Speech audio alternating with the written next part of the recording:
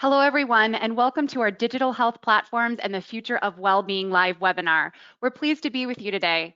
My name is Christy McGuire, and I am the Director of Business Solutions here at Workplace Options. We will have time throughout this session to answer any questions that you may have, so we encourage you to send your questions through the question box that you will see on your chat screen. We have a great team of panelists with us today. We have with us Jill Nelson. She is Vice President of Global Client Services at Sequoia. Jill has worked with clients across many business sectors and predominantly the tech sector. She has extensive experience in the development and execution of global benefit strategies for enterprise multinationals and keeping clients appraised of global trends and thought leadership. Thanks for joining us today, Jill. We're also joined by Sarah Schaefer, who leads international benefits and global well-being at Dolby Laboratories. She has over 15 years of experience working in employee benefits and well-being in the tech sector. And Sarah has a passion for well-being and enjoys helping people, both personally and professionally, to better understand how holistic well-being can contribute to their ability to thrive. We're so pleased to have you with us today, Sarah. Hello, nice to be here. And last but not least, we have Nina Kalivas from Workplace Options. Nina joined WPO in 2011 and has been key in implementing EAP and work-life solutions that are really customized to meet clients' needs, as well as establishing open lines of communication to ensure that ongoing program management is effective in terms of factors such as client satisfaction, employee outcomes, and utilization rate. Nina manages domestic and international clients and partner accounts.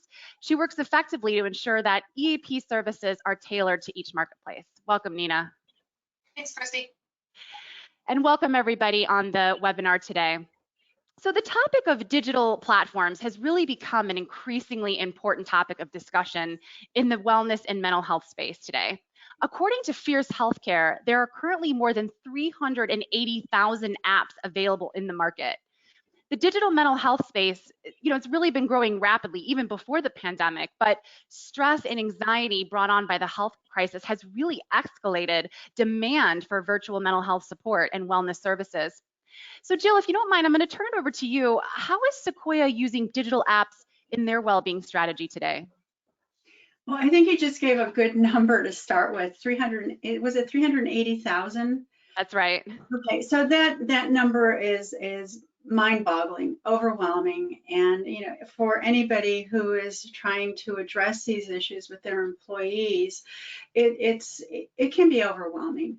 And one of the things that we've done at Sequoia, and this has really come out of the most recent year and a half, the health crisis that we're currently in, continue to be in, is we knew immediately after, I don't know, probably early on in March last year, there was a large cry for support, especially for emotional well-being.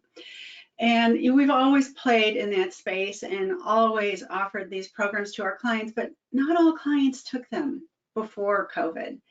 After COVID, we saw such an uptake in just trying to get plans into place, and quite frankly, there was a pretty large queue to get these plans structured and in place as quickly as possible. And I think WPO did a great job of addressing that in the market. What we did was we took a little bit different approach in that we took the traditional approach where we would bring in our vendor partners like WPO. But then another thing that we did was we created what we call our well-being bundles. And what we did was we curated resources for our clients. So we worked with a number of industry-leading vendors. We vetted them. We put them into kind of a program or a solution that our clients could take a look at, make a choice, choose and customize a plan based on their needs.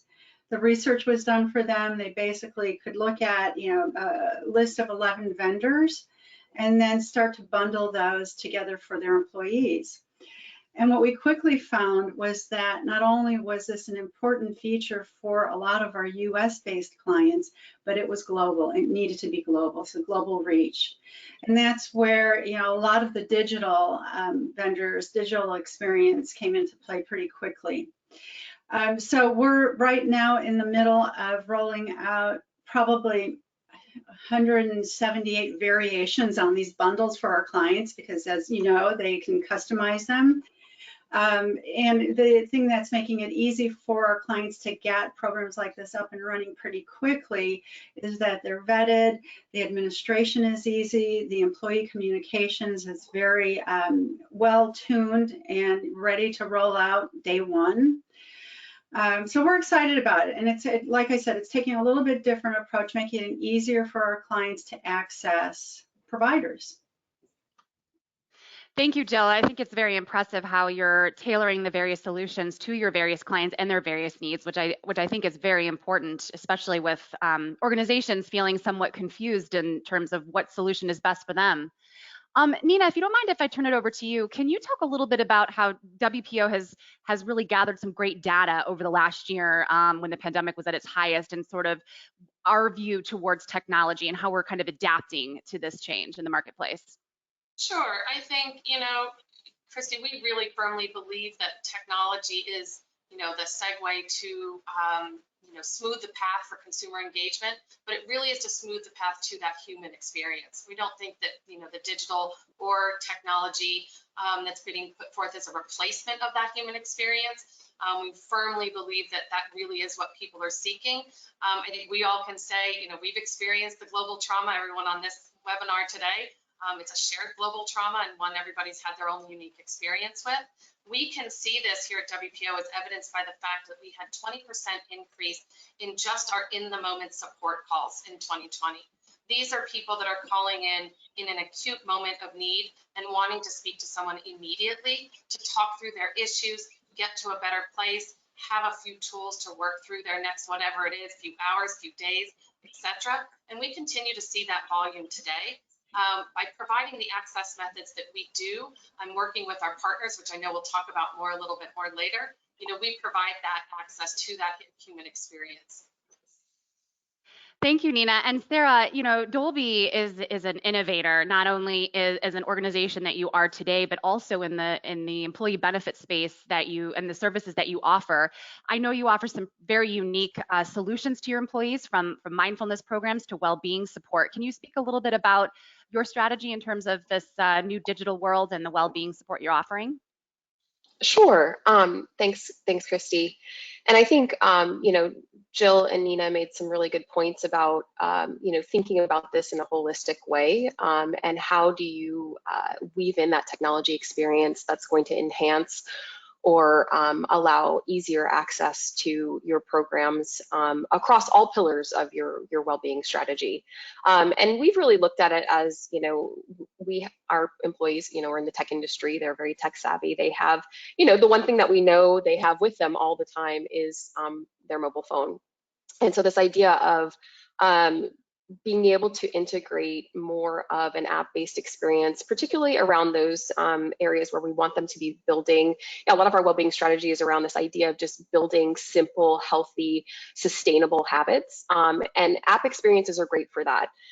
They really enhance sort of, again, it's that ease of use. It's available when, and you might have a minute or two when you're, dropping off your child at school or something like that, where you might be just taking a moment for throughout the day. And I think the idea is that, you have them easily accessible. They're ways to check in on your health and well-being. And so we look at it as something that can be carried along with the employee throughout their day, and reinforcing some of those daily sustainable habits, whether that be physical health, mental health, financial, whatever it might be, being able to kind of meet people where they are. The other thing that we've looked at really is trying to identify apps that maybe employees aren't, there's a lot that are direct to consumer, that are easy to access, really low cost. And so we're looking at, in our strategy, how do we offer that value add? What are some of those technology partners that maybe an employee wouldn't be drawn to, or maybe they aren't aware of in the market? And a lot of those, we do try to tie in that kind of technology component. As well as Nina, you mentioned, the human piece is so important. So a lot of our app offerings really do have either a personal coaching aspect or, either live or through chat, So this idea of being able to connect with a human being at some point in the app experience is also something that we look at. And I think these are areas where employees really appreciate that kind of extra level of attention and care on making sure that they have support when and where they need it in their daily life. Thank you, Sarah. That's really great information. I think on that note, I'd love to turn it over to our audience. I'd like to get a quick poll. We'd like to hear from you and know whether digital health platforms are integrated into your company's HR or technology platform. So on your screen, you're going to see the question pop up, and there's going to be a yes or a no checkbox. If you could just take a moment to select yes or no, and then we'll share the polling results with you.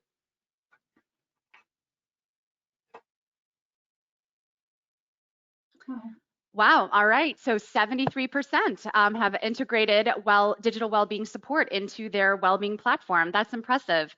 I think that brings me to my next question. You know, when considering a digital mental health solution, it is important to consider how it will integrate into your existing offering today. And I think, Sarah, I'd just like to go back to you on this question. Sure. How are you integrating these digital solutions that you just mentioned into your overall existing platforms that you offer? Sure, and this is a little bit of a tricky one for Dolby because we're not at a size where we've invested yet in sort of a one-stop shop from a well-being entry point. We do obviously have some, web-based, kind of intranet portals and things like that where people can access their information. So most of our employees are accessing these apps directly, just individually. And we've considered in the past this idea of kind of single sign-on, which I know a lot of employers have embraced, and we have definitely at Dolby from an enterprise technology perspective, but we've kind of shied away from that a little bit in terms of some of these health and well-being apps, just to give that little extra layer of protection from a privacy and a confidentiality perspective. Certainly with single sign-on, it doesn't mean that the company has access to employee data, but I think it gives this like one step removed if you allow employees to be able to access that experience directly. There's definitely different trade-offs, but that's sort of the approach that Dolby has gone down. The other thing that we try to do is we ensure that our kind of what we call our extended well-being partners, so outside of not just our well-being and benefits team, that are we have an on-site fitness program, and our coaches there have are able to kind of help promote and direct employees to certain of our technology platforms that can help supplement some of their experience with using some of our other programs. So we try to integrate from a communication and promotion perspective. We don't have a platform, but that is something that I'm curious to hear more from Jill and Nina about how they're thinking about that, and particularly this idea of kind of bundling it. But from an integration perspective, we're in a kind of direct access right now, and we see that we're still getting the engagement that we're looking for. It takes maybe a little bit more effort, but I think also we've taken that conscious decision of not trying to tie it too closely to the company, to give employees some of that feeling of this is my time, this is what I'm doing to invest in me, and that they have that kind of extra layer of privacy and confidentiality. No, Yes. thank you. Oh, go ahead, Nina. That's what's going to turn it over to you. Yeah, I was just going to say, Sarah, that that's exactly the way WPO approaches the conversations with our clients and partners, is because every organization and every partner is kind of at a different stage of their digital kind of journey build, right, out in their own organizations. So the approach that we take here at WPO is we talk to our clients, we talk to our partners, and really work to integrate in the way that works best for them. So just the same way as we talk about, right, wanting to be where the member is at, we want to be where our client is at in terms of integration. So that can be just simple things like pass-through links on an intranet site, right? Like that's very low level of integration, but all the way up the continuum to full-blown API integration with data feeds, back that, help with an analytic solution. So there's everything along that continuum in between, and we really cater those with each client. To ensure that, again, whatever consumer experience or consumer journey they're looking to build, we're able to then, support that. Sarah, a question actually just came up from our audience, and Yeah. they're wondering, can you track utilization if employees have direct access to outside apps? How are you managing that now as far as a reporting perspective is concerned? Sure. So we still get data on utilization, and employees would register and create their accounts, and we get it aggregated like you would normally with any sort of EAP or mental health program. So we get aggregated utilization data, but they are able to access the app. They would download the app and access it directly on their own. A lot of times we look for apps that allow for people to change their communication methods and choices. So maybe they want to use a personal email address. So the fact that they register and create an account allows us to have those analytics still. But the integration piece in terms of the access is not prohibitive to that. So we're still able to get that aggregated data. Thank you. And Jill, I guess in coming over to you, you have so much experience in working with so many different clients that come from different industries, different backgrounds. And so you probably have clients that come to you and say, look, I know the market's changing, the philosophy towards mental health and well-being is changing. As an organization, what should we be investing in? Should we invest in 6 different programs, 1 different programs? What do you typically see in terms of helping your clients kind of organize that and integrate the solutions? It's a great question, and there isn't one answer for it, as you can guess. So, the range would be from a client that, is a little bit on the smaller side. They may be operating in a handful of countries with a handful of employees, with, a base here in the US. And then there are clients who are operating in dozens of countries. And so that would be a much more customized solution. And so, kind of taking the smaller client or even a mid-market client. So, maybe you're operating in a dozen countries with, a few hundred employees. The complexity of that is, still the same. It's different countries, different cultures, different ways to, basically provide these types of services, especially in the well-being space and behavioral health. And so, one of the things that we really like about the bundle approach, and I hate to keep going back to that, but it makes it really easy for our clients to take in a lot of information, understand the basic principles of each one of these solutions, and then create that solution for their employees. And I think most of our clients, especially in that space, have a very good feel of what they need. And it always starts with mental health. It just has to. And it's good to know that we are big supporters of that in our business. So a number of our clients, we offer allowances for them to apply to some of these programs. The digital experience, I want to kind of come back to that. So the digital experience for an employee is really interesting. So employees have an app, Sequoia app. You go to the app and everything about your benefits, including well-being programs, are in that app. So it's like, what used to be our wallet is now our phone. All those ID cards, all of that information that we used to carry around, which, I still can't believe we did that. But it's now in your phone, and you have the app, you go to the app, and not only can you see what your benefits are, you can link to the providers that are available to you in your country. So, making it easy, making it accessible, making it easy for our clients to administer these things. So most of our clients, if they have 6 vendors, they have 6 bills to manage on a monthly basis, 6, enrollment process, the whole thing. So with our bundles, it's basically 1 program, 1 price, 1 bill. So we make it super easy for our clients to not only offer to their employees, make it very available, accessible, and then finally easy to administer. So that's sort of like the easy answer. So then we'll flip over to a client that operates in dozens of countries. The easy answer is almost never going to work for a client that complex. You have to, absolutely look at the fundamentals and look at where you can have some cohesion across most of your countries. And I think that there are a lot of players in this market that can do that. But then there are always going to be outliers. And so you need to look at, normally a local country solution, or something that's going to possibly sit outside of what most of your other employees have.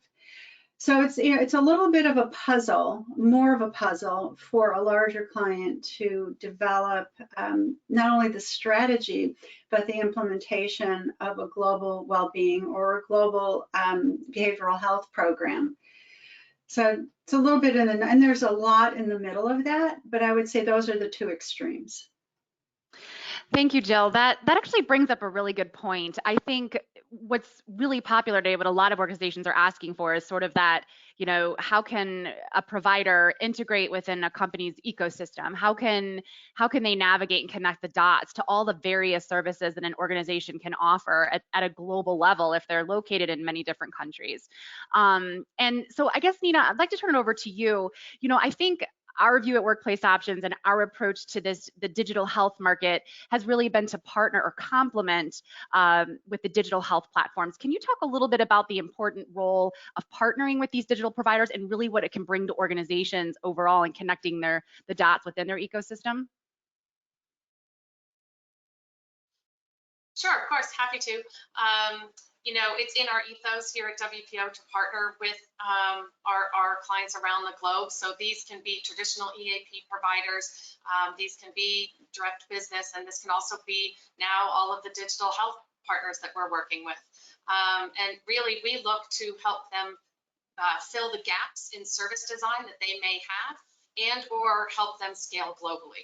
So I would say the biggest one we're seeing right now is that scaling globally from the digital health market. A lot of these have been homegrown here in the United States and are looking to service the global market. Again, that's being driven by the idea of the shared trauma from the pandemic, that this is a service that's needed everywhere, and benefit parity across organizations and benefit parity across your offering as a digital health player has been extremely important to the market, and they want to ensure that everybody has access. So we've really been working hard to, again, tailor those solutions with our digital health partners, again, so that they can get that global reach and design out their vision of what their global program will look like.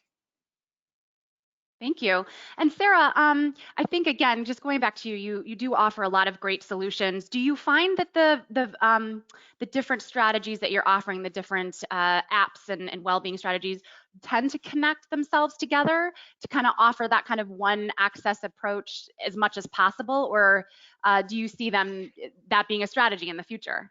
Yeah, I think, we're always looking for more and better integration, but I think the partners that we've chosen to work with do a pretty decent job of that, at least making sure that there is a place within the digital platform or the app experience where employees can get connected back to other resources that are complementary to what they might be focusing on. So if it's a particular, mental well-being app, for instance, there would still be, this kind of drawback to our other programs that might support your physical health or other areas that, during the experience you might say, okay, actually this is the way that I'm choosing to kind of tackle my mental health and well-being needs at this point in time. So well-being in and of itself is so integrated, and so I think the idea of making sure that all of your partners in some way have a connectivity, so that's an important feature sometimes of an app experience that we try to really look for. And the other thing is I think there's just this expectation now that there will be an easy technology experience, and if there's not, it's a huge barrier to access. And so particularly, and I think it's not just in the tech sector, it's most employees these days, expect this kind of consumer level experience, an Amazon-like experience for accessing their health insurance and accessing their whatever it is that you as an employer are offering. And so this idea of not only just the integration, but the user experience of the technology platform is so important. And so, that's a way that, and some of that does come with this integration and connectivity. So how can I, I'm in this one experience, how can I link into what I need next or my next level of care? And so those are things that we look for in terms of, the providers that we're choosing to work with. Yeah, and I think one of the other points, one of our partners actually did a study that showed that a lot of people entered into a technology to start, but they didn't really get on to further care. They didn't really get to that sort of what I would call meat and potatoes of their actual situation to help them solve kind of the whole person perspective. So when we talk about technology and we talk about access to care, and do we feel people are really moving to that next level? Is there a gap? Is there something missing? Jill, I guess in turning over to you, you offer a really great creative solution to your clients in kind of keeping everything in one place and integrating solutions. Do clients feel like there's burnout or app fatigue when, people connect in? Do we feel like they're getting to the next level? How do we kind of ensure that that's taking place?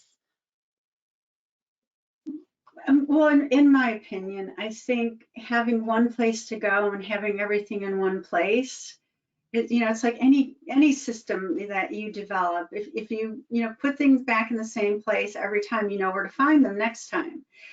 And so I think once people get really familiar with how their technology works and that everything is one place, it's almost like there's a sense of relief that you don't have to remember where everything is. You don't even need to remember all your benefits.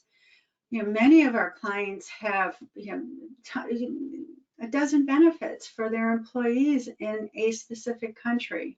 When you add in all of the well-being programs and then the standard benefits and then the statutory benefits. And so for an employee and their dependents to have some place where they can go and access that information and not have to keep it in one, not have to file it themselves. There's no more paper. We don't have paper anymore. Everything is electronic. So I would have to say that there's the relief there that you know where it is when you need it, and you don't panic when you do need it. It's all right there. You mean we don't have to fax anything anymore? Well, I don't know. I mean, I don't think we do. I think everything is paperless. I'm always surprised to see paper. It's very, in our industry in general, there are very few things that we do on paper anymore. Yeah. So, and then, from an employee's perspective, think about the tons of stuff that you would get every open enrollment. Oh, And it's not even like, 10 years ago, 5 years ago. Everything's electronic now, and we've all been gently nudged to move in that direction. And once you get used to it, and once you know where everything is, it's a relief, because when you do have an emergency, when you need to take your child to the emergency room, everybody carries their phone with them everywhere. Everything's in that phone. You're right. And oh yeah, I was just going to say, Nina, yeah, I think the point too here is helping organizations be proactive in their approach to mental health and well-being. So like you just said, Jill, when situations arise, having the proper foundation and strategy in place, whether it's all integrated or not, so that your managers know, and employees know where to go when crises occur. Sorry, Nina. No, totally fine. I was just saying, when we're getting back to the idea of gaps and where we're seeing that, the gaps in some of these new digital and new tech that we're all using, goes back to that access level and the ability, right, like you said, to have it all in one space. And to do that effectively, let's say on a global scale, everything needs to also be relevant, right, to those individuals around the globe. It also needs to have the reach to go to all those folks around the globe. It can't just be for 5 countries, 10 countries, right? It needs to meet everybody where these, employers have their employee base. And that also needs to be acculturated. So it needs to resonate with them and not just look like, oh, well, this is another US app, right? The language needs to be right. The dialect needs to be right. The references need to be right. Things like talking about alcohol in Saudi Arabia is, that's not allowed, right? And there's actually legal consequences, if you're reporting that you actually drink alcohol, where that may be a standard part of an assessment here is, are you using alcohol as a crutch or part of your tools to help your mental, to cope, right? That really wouldn't then be an appropriate thing there. So those types of sensitivities, to ensure that digital, app has those, and that your vendor partner is counting for those and being mindful of them and rolling out strategies to address them. I think that's one of the gaps I see. I think that brings up a really good point. Human connectivity and how important the power of a good conversation really is to identify what's going on in somebody's life and moving them to the next path. And right, Nina, recognizing that around the world, people in different cultures, different languages view mental health differently. So it's adapting to those various aspects. Sarah, I know you mentioned, you really proactively try to bring solutions to the table to your employees that have those human components. Do you have anything to add to that in regards Yeah, to? yeah, I think just in general, we are mindful of, that technology intervention is not, it's often kind of the gateway or the entry point. It's a great way for people to raise awareness around what some of their issues might be, or think about and reflect. But as you noted, Christy, we do really strive to ensure that there's that experience with um, the ability to connect with somebody in that space who has the authority to help, provide clarity around whether it's, you're pursuing something from a physical perspective, mental health, financial, someone that can, answer questions in the moment. We find that that's a really great way, and that serves a big portion of our population. So, most people can get the help they need in our kind of digital app experiences, combining the digital component with this idea of access to personal coaches.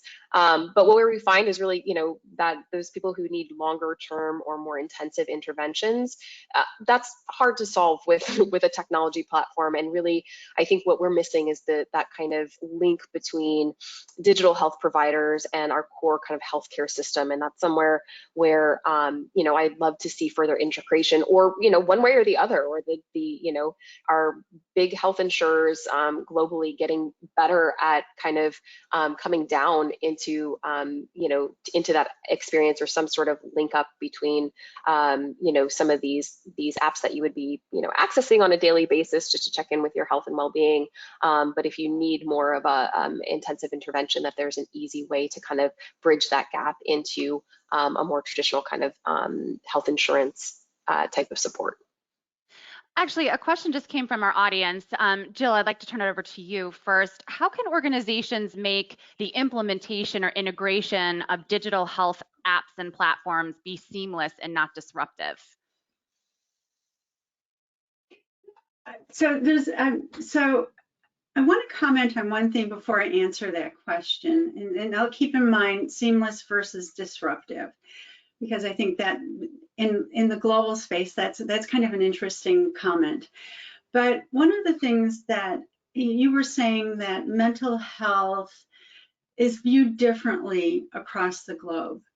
And what I would challenge us to think about as we look forward is this last year and a half put us all in the same place. We have a shared experience. Everyone, every country, even countries who have historically said, no, we don't do mental health here, it's just culturally not appropriate, are asking us for it. Specifically, those countries that told us that a few years ago, we don't talk about that here in our society. Mental health is just, something that is kept very quiet or behind the scenes.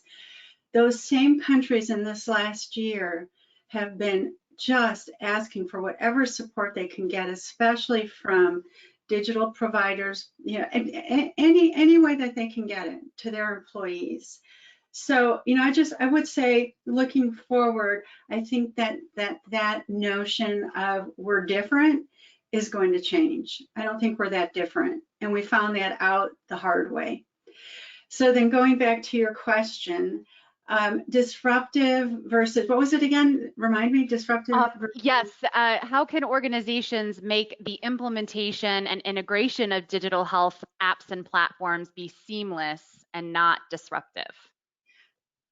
So I'm going to give you a very honest answer about that. It's not done yet. We're still working on it. We're still working. My business, we work in 134 countries. There's no way that I could look a client eye to eye and say, we can do that in 134 countries. I think we can do it in a large majority of those countries. But I would say that, to be honest, I think it's still in development. I think and it's not that it's so much disruptive. I think that the rollout country by country is still needs to be handled a little bit differently. So, I just said something about we've all had this, this experience that we've shared across the entire globe, and it's made us somewhat more the same. But country by country, there's still different regulatory bodies. There may even be different plan designs. You may approach a group of employees in one country a little bit differently than you do another. So I think that's the magic of rolling out a program, any program, in particular a mental health program.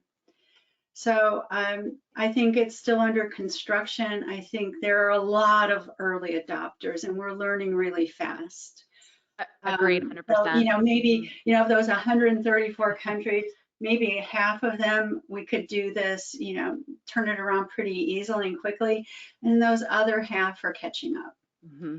But it's not Excellent going to point. take that much longer. Just a little bit more experience. It's way past the early adoption stage.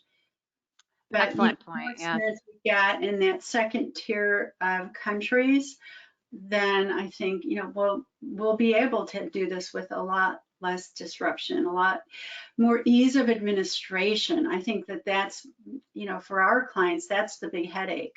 Mm-hmm. Is Mm-hmm. how do you do this in 27 countries? No, that's a good point. Yeah. Actually, another question came up, and this will be directed to Sarah if possible. Is multiple bills from multiple vendors a pain point for HR? Would a well-being app solution with a streamlined billing approach be seen as an important feature ERs would pay for? One payment and the vendor submits as a medical claim / one bill.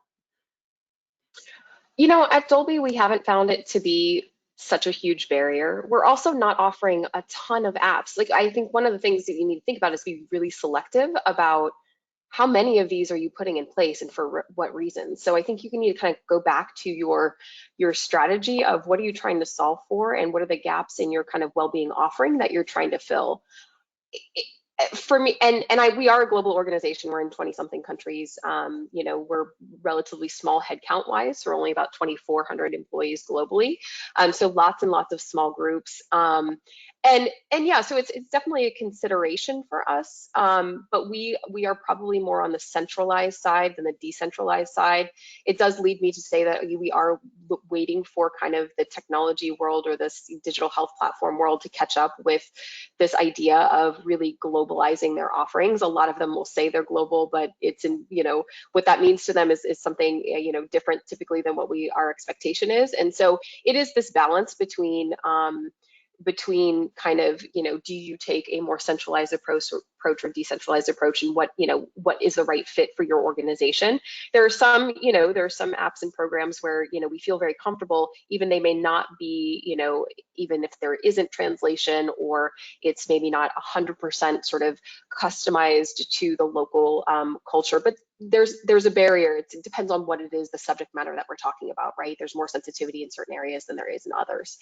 But billing is only one small aspect, right? It's the vendor management. It's, so for us, it's really about, billing is one thing, but I think, you're still engaging with all of these different providers across the globe, and do you have the time and the scope and resources? And so we've chosen to go down the path of very select few app sort of technology partners at the moment, and we're watching the space just like everybody else in terms of trying to figure out, okay, is the market going to catch up? And I'm technology is moving at a just a crazy speed these days, and so I'm confident that it won't take too much longer, but this is something that we're definitely really conscious of.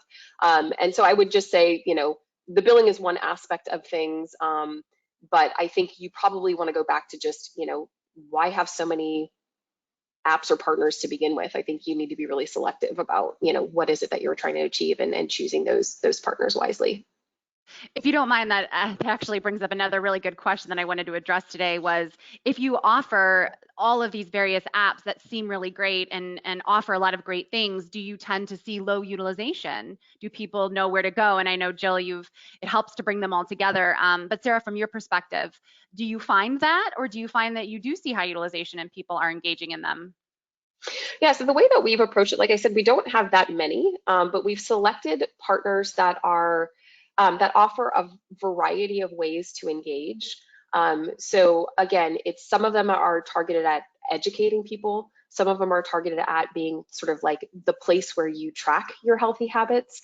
Some of them are targeted around, this idea of, or some of the ways that you can engage is through the coaching. So what we try to do is we try to choose partners that can address a wide variety of needs in different ways and allow different ways for people to engage. So, and then it's a matter of, we do see this kind of challenge from a communication perspective, which is, okay, it may seem like kind of a broad app. How does that apply to me as a, working mom of three in my 40s, trying to just balance a household? What are you going to bring to me with this app experience? And so this idea of, one of the areas that we're really interested in is how do we do better, kind of more segmented employee communication? So to target what features of this particular app experience are going to be important to me, and or where I am in my life stage. And so this idea of looking at our employee demographics, and trying to appeal to,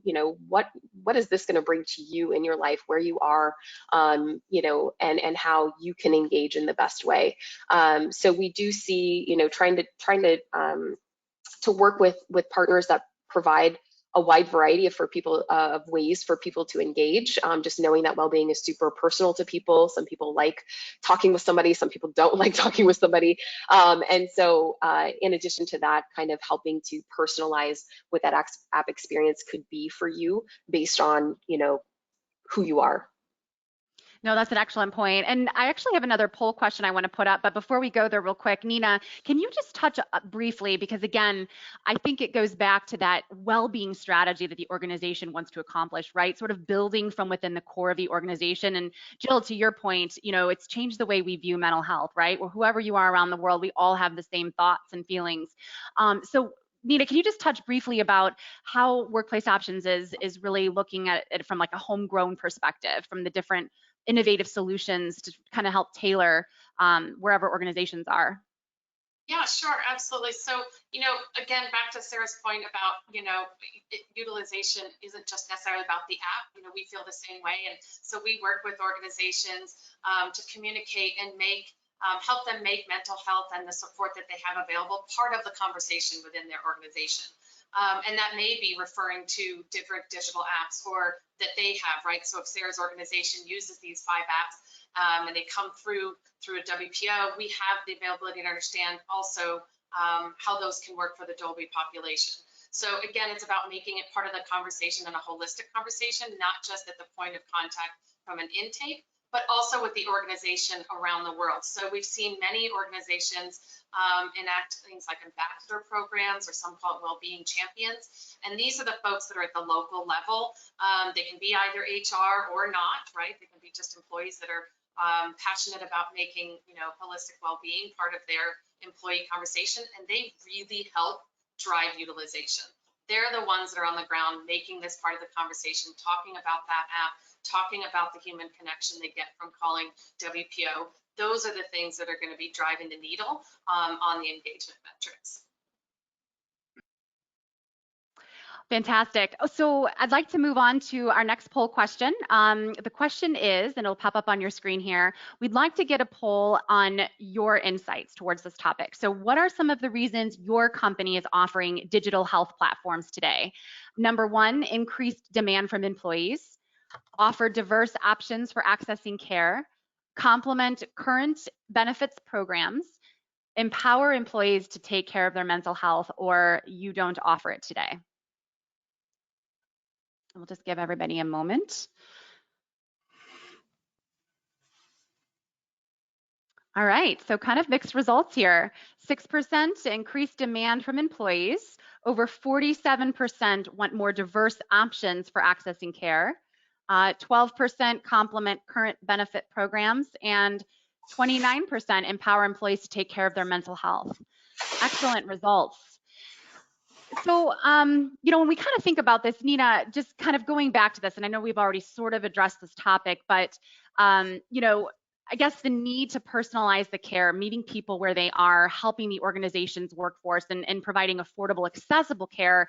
Accessibility is an important point when it comes to discussing the benefits of the digital health platforms, but how does accessibility of digital health platforms play a role when it comes to global languages? Yeah, sure. I mean, I think, yeah, we did touch a little bit about this, but we do think it's really important, from a digital experience. I mean, we here at WPO have created a website that has, 27 different language variants.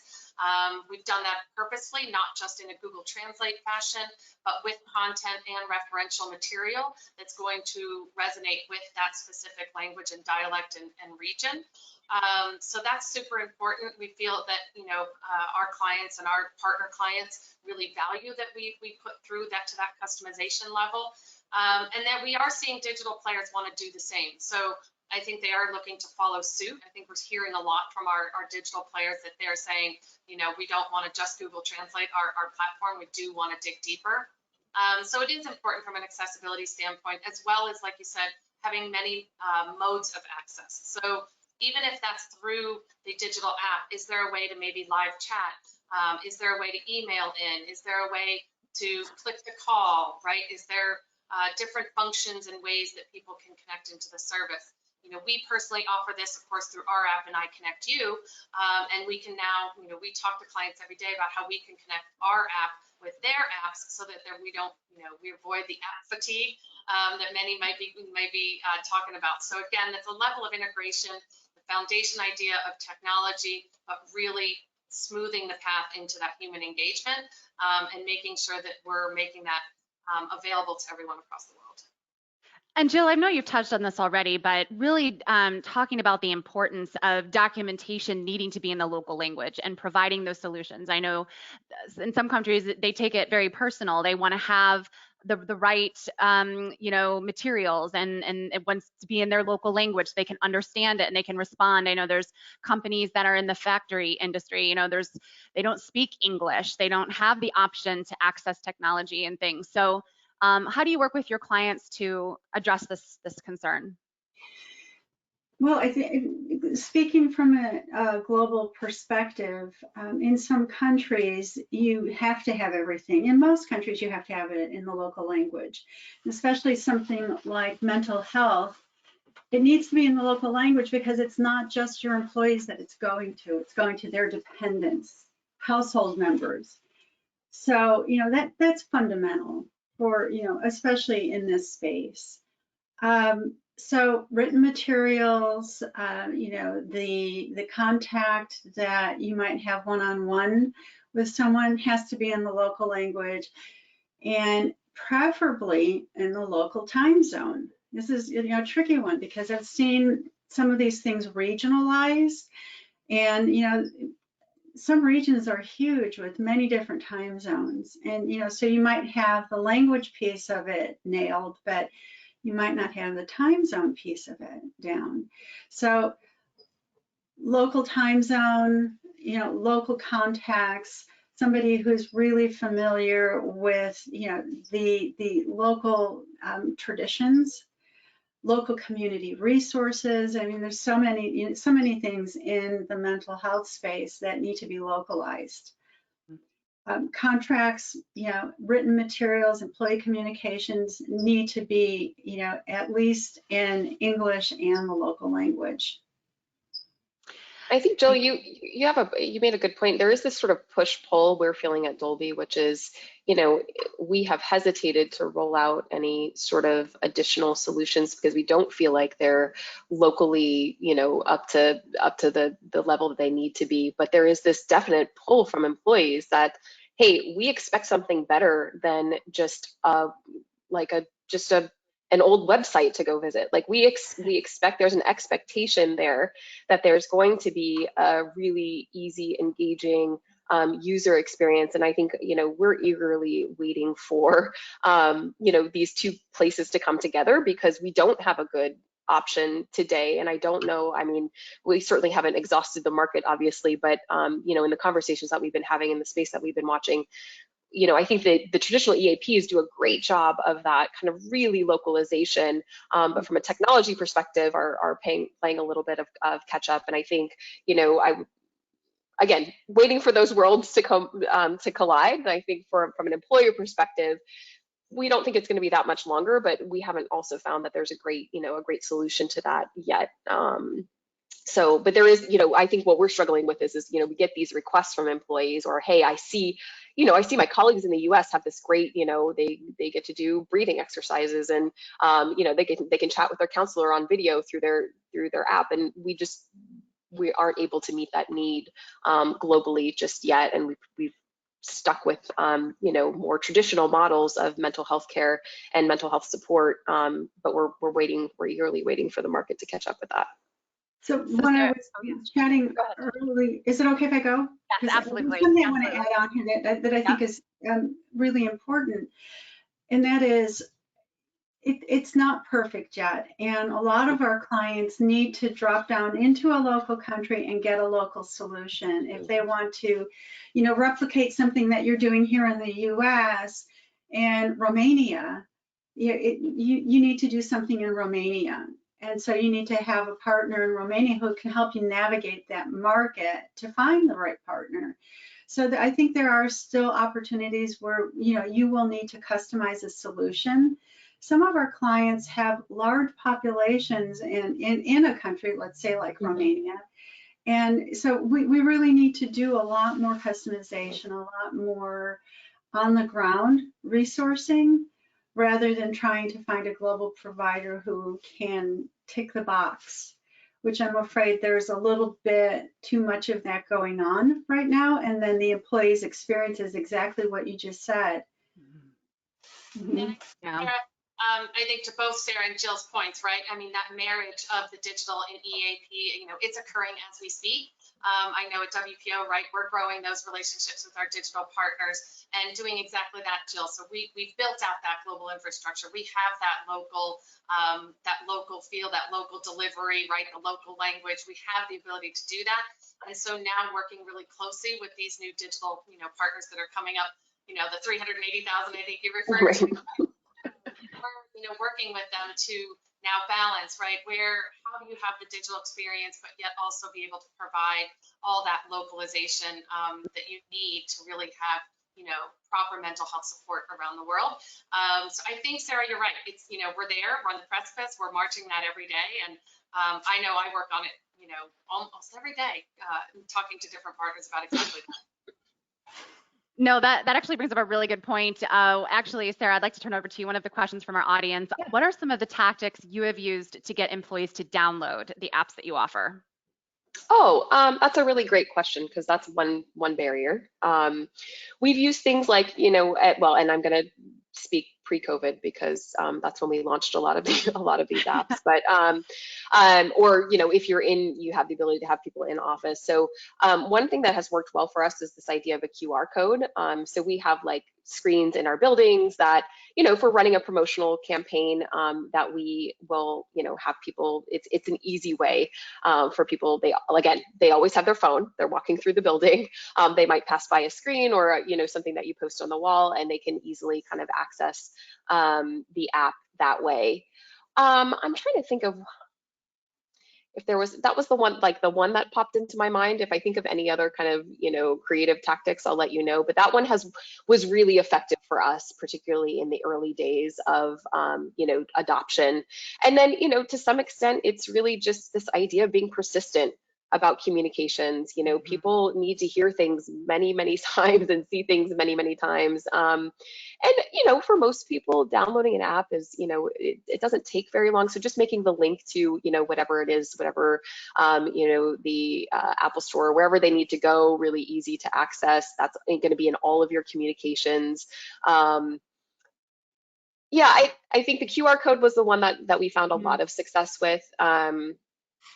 There was also one, I think, and if I can remember the way that we managed it, but it was sort of like a text Dolby to, I don't know, 1123.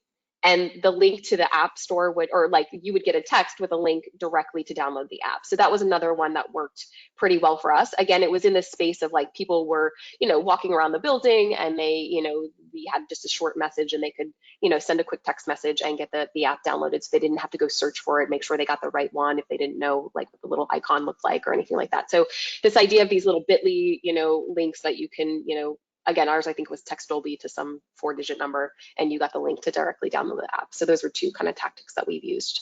Again, both of those were more of an in-person environment. Yes, no, do you find too, Sarah, that managers can have an influence on helping employees sort of be advocates for the different technology that you offer? Also, having the more they know Dolby strategy and what you're trying to accomplish, they can then, kind of support that way too. Do you Absolutely. find that to be another way?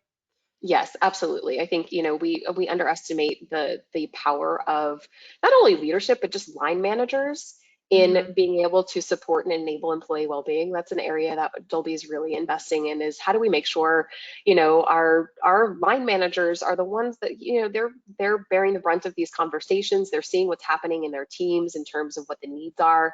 Having them have an awareness of what you offer as a company, and being able to feel comfortable about talking about it. And again, I think, Jill, you made a perfect point. We're kind of beyond that kind of stigma of mental health talking about it. I think we've all, there is still a ways to go to some extent for sure. But I think this idea of people are much more open about talking about it, and just, recognizing that everybody could use a little extra support. So definitely, Christy, I think your line managers have a huge role to play in driving adoption. Thank you. And we did have another question from the audience. Jill, I'd like to turn it over to you. Can you provide some specific examples of apps or platforms that you would recommend companies explore implementing? That's there's 380,000 of them. It'll be 1 million in the next 2 months after we talk Yeah, next. yeah. Um, So, I would say that, well, first of all, you can go to sequoia.com and take a look at the wellness bundle approach. And the reason why I'm saying this is the vendors that we are highlighting in those bundles have gone through a serious vetting process. So, and I think there are probably like about a dozen. You can take a look at those and see who's on that list, and know that they've gone through a rigorous review before we would offer them to all of our clients. So, if you kind of, take that as something, somebody's done a review of these partners, and we've done a lot of work with them. So I would highly recommend that being a good place to start. Wonderful, thank you. And I know we're coming up on time here, so just had one more question for all of our panelists today. With all of the apps on the marketplace, I know it can be overwhelming and confusing for organizations to really decide what's the right option. Do I interview all 380,000, or do I pick a couple of them? Nina, just turning it over to you quickly, can you talk a little bit about how Workplace Options kind of approaches this in regards to the technology that's used, such as I Connect You, or the website or API technology? Yeah, so I mean, internally, we focus very much, again, we talked about the reach relevance, but data and security and compliance is such a huge part. Our platforms and our technology that we use worldwide is all fully compliant, whether that's COPITA in Canada, GDPR in Europe, and the various other country specifics that are popping up every day. So when talking to vendors, when we talk to our clients, they want to know, are these digital platforms also compliant? And so they're looking to us to say, what are the questions we should be asking of them a lot of the times. And so we always are recommending, have that deep dive conversation with them, look at security documents, have your security folks review, and just feel really good in that vetting process. I think that goes back to what Jill said. Sequoia's done heavy vetting, and I would say that any of our partners that feel really strongly about their global presence and their digital offering to their employees is really taking a good look at this. It's one of their top priorities. Thank you. And Sarah, I'd like to just kind of finish up with you. Could you Yeah. just talk a little bit about, how with all this technology, we still stay connected to our peers, how we bring a solution to the table and look at all of the different options, but still keep people connected, still provide that, and reach your goals that you're looking to accomplish with your well-being benefit strategy. Yeah, I think we look at technology use in a really holistic way at Dolby. So, for example, our well-being team is part of our flex work, our kind of return to work support team. And so we're looking at, things not only just our kind of the apps and the benefits, the technology platforms that we're offering to support employees from that perspective, but also, what kind of collaboration tools are we implementing as an organization, and how can that support, bringing people together in a meaningful way and keeping people connected in both an in-person and a remote work environment. So I think we're looking at it both from kind of a programmatic perspective, but also from how do we enable within the working environment using technology in a way that can also promote employee connectivity and well-being. Well, thank you. And thank you so much to all of our panelists for joining. I know there's a lot of confusion in the marketplace, but really our goal with this session was to paint a bigger picture of the fact that there is not a one-stop shop solution in the marketplace. So I'd like to thank everybody for joining, even the audience today, and for sharing your thoughts and insights with us. I would also like to thank our audience and everybody that helped put this together. So you'll receive a survey at the end of this webinar where you'll all have an opportunity to add your comments, and any feedback you can share would be greatly appreciated. Or if you're interested in hearing about future topics, future webinars, please do share them. Once again, thank you to participating and have a great day. Great, thank you.